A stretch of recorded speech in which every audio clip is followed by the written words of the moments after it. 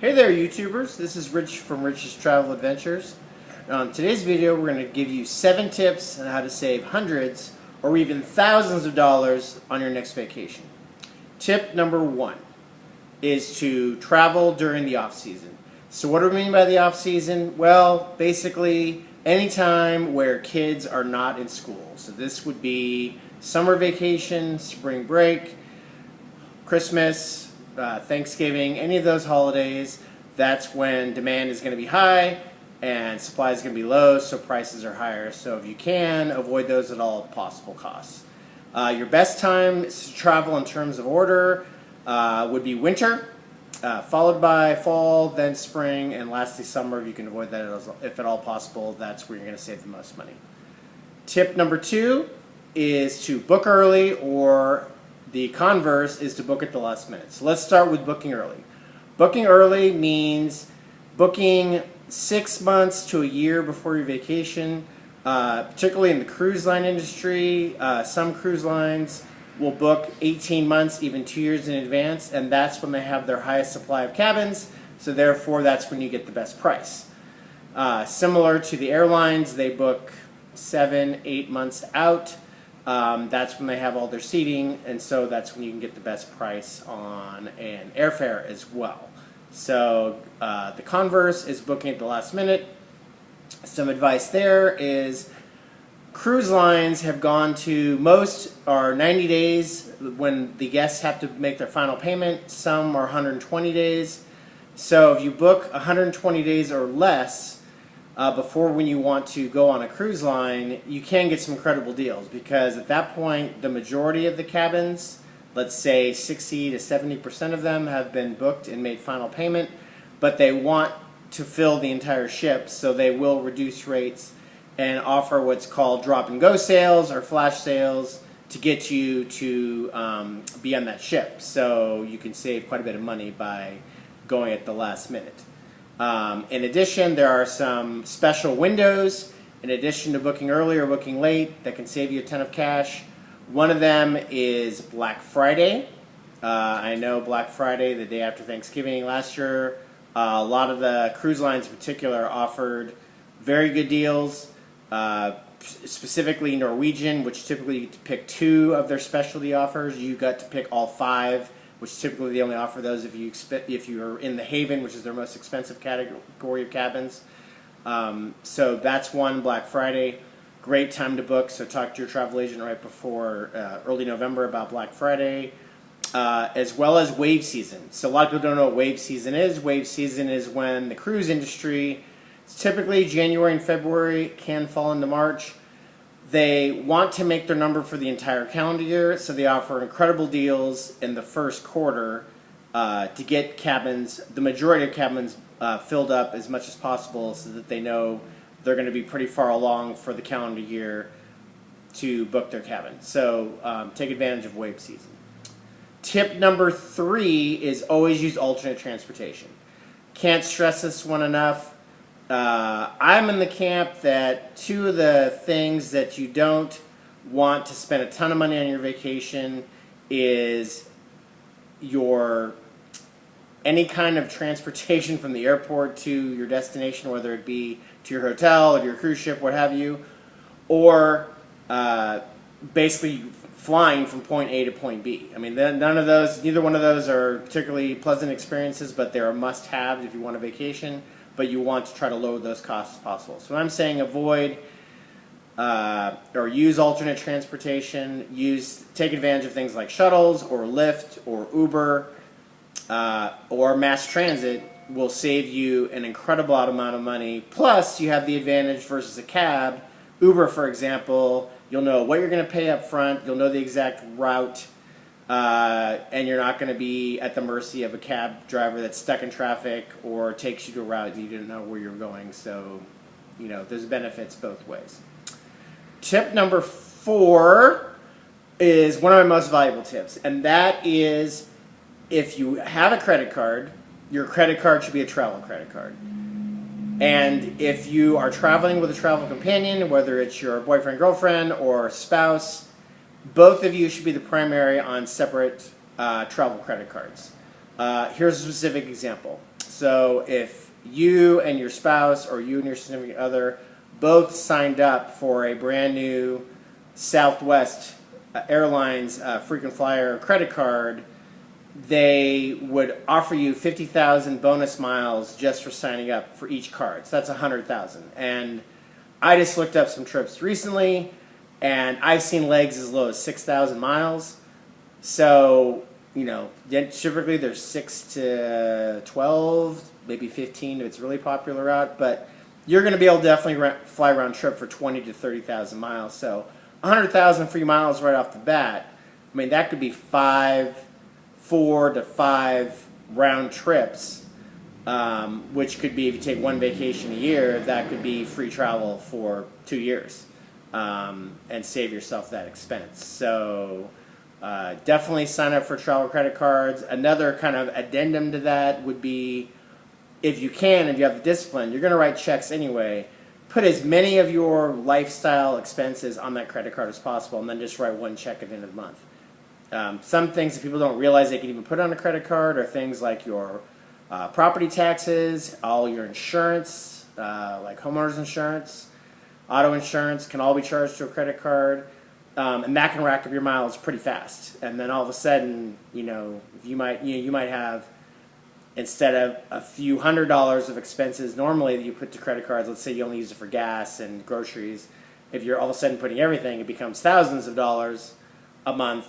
All of a sudden at the end of the year, you've accumulated, you know, 40,000 additional points in a single year, but between the sign-up bonus and the annual amount of miles you're saving, you're basically never paying for airline travel ever, is kind of how I look at it. So that is a great tip, is to get a airline credit card or travel credit card.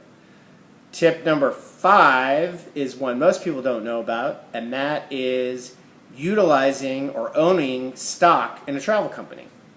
The best example of this are the cruise lines. Anyone that owns 100 shares or more in Carnival or Royal Caribbean, Norwegian, basically any of the cruise lines, but definitely the big three, they will give you, just for being a stockholder and having a minimum of 100 shares, a $100 onboard credit. And for people that aren't familiar with onboard credits can pretty much be used for anything that's taken off your bill at the end of the trip other than gratuities, but pretty much everything else. So your bar bill, specialty dining, any entertainment on board, including the casino, can all be utilized with your onboard credits. So definitely think about taking ownership in the company. Also in the hotel industry, Intercontinental Hotel Group, if you own stock in that company, which they own Intercontinental, Staybridge, and a few other types of hotels, they offer a significant discount, for their stockholders. So that's another one. Tip number 6 is to take advantage of travel loyalty programs.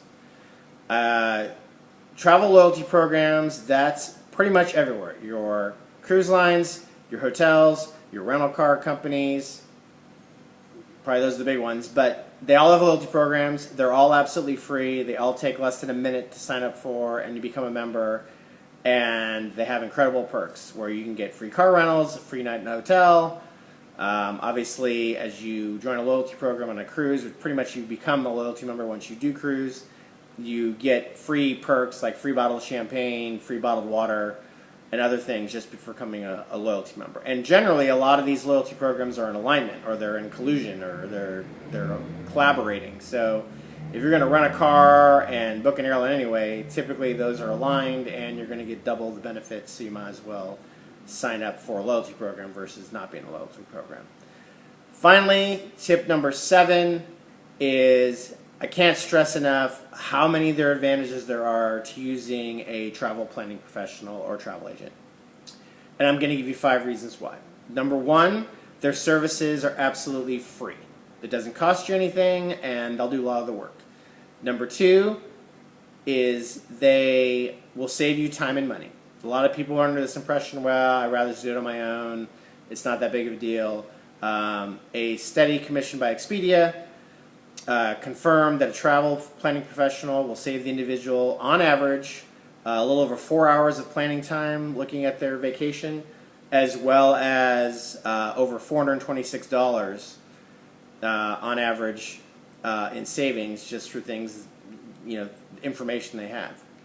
Number 3 is because they're knowledgeable. Travel professionals, they're not being a nurse or an accountant or postman or whatever you out there are doing that aren't a travel agent for 40 hours a week. That's all they do is travel, research hotels, research cruise lines, research ports, research just destinations in general, attractions, and they're very knowledgeable. And so it guarantees you're going to have a great experience because their knowledge they can translate for free, once again, to you and let you know if it's a great hotel or if that's a great cruise ship within the cruise line, or the converse, here's one you should avoid. And here's the reasons why you should avoid that cruise ship or that hotel. So their knowledge is huge. Tip 4, or reason 4 why you should use a travel agent, is they give you peace of mind. If you book something on your own, and let's say you run into trouble or you have a situation before your vacation or during your vacation, you're not really sure what to do, who to turn to. If you have a travel agent, you can give them a call and they will give you guidance. They will make sure you will put your mind at ease and let you know exactly who you need to call, what you need to do. If you need to cancel your trip, you need to change something on your itinerary, something's come up last minute, they'll inform you about travel protection prior to your trip, which is always a good idea to have, because vacation generally is a big investment, can be $4,000, $5,000, $6,000 or more, and for a fraction of that, usually 5 to 8%, travel protection will protect any situation that you could have, whether it be medical or for whatever reason you would need to change or cancel your trip. You're covered with travel protection. So, finally, the 5th and final reason why you should use a travel agent is they have benefits that you just can't get yourself. And that's probably one of the more important things that people don't realize. Most people that work for a travel agency, they have a parent company, and because of their size and economies of scale, they are aligned with the cruise ships and the hotel chains and the travel vendors, and they combine all that power to get specific discounts that you can't get on your own. And these can be in the form of onboard credits. They can be in the form of lower fares. They can be perks once you get on board. Just a lot of different things that just for placing an email or a quick phone call to a travel agent, they'll let you know what types of things you can get and get the most bang for your buck. So always recommend using a travel planning professional, whether you use myself or use someone else from an agency. It makes good sense. So those are my 7 tips for saving money on your next vacation. Like I said, it could save you hundreds, maybe even thousands of dollars if you follow those 7 guidelines. And I hope you liked this video. If you liked it, please hit the like button down below. Please consider subscribing to my channel. I'm trying to get to 1,000 subscribers. And we'll see you later. Thanks. Bye.